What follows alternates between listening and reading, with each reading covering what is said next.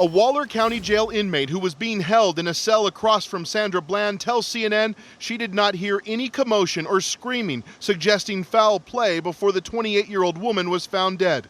This is consistent with the nearly 3 hours of jailhouse video released showing nothing unusual outside Bland's cell before Bland's body was found by a sheriff's deputy. The woman, who asked not to be identified, tells CNN Bland was emotional and often crying during her 3 days in the jail.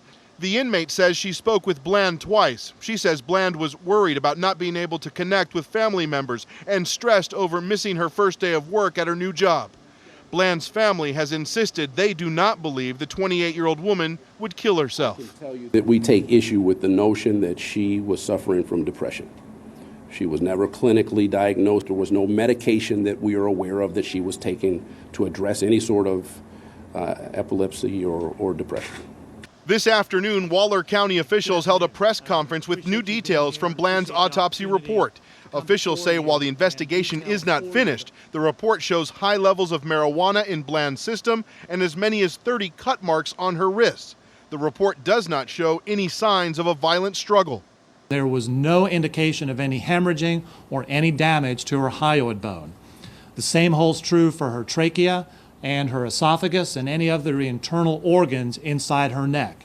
During a violent struggle, one would typically expect to see hemorrhaging or injuries to those particular body portions. But Bland's medical intake records are not consistent. On one page, it shows Bland attempted to commit suicide in the last year after a miscarriage by taking pills. But then on another page, the question of whether she's attempted suicide is no.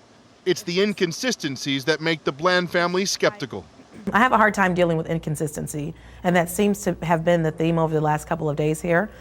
So I don't have a problem still asking questions. And social media has seized on all sorts of possible conspiracies. Some are even suggesting Sandra Bland's mugshot was taken after she had died, despite that it was on her booking sheet made available right after she was arrested.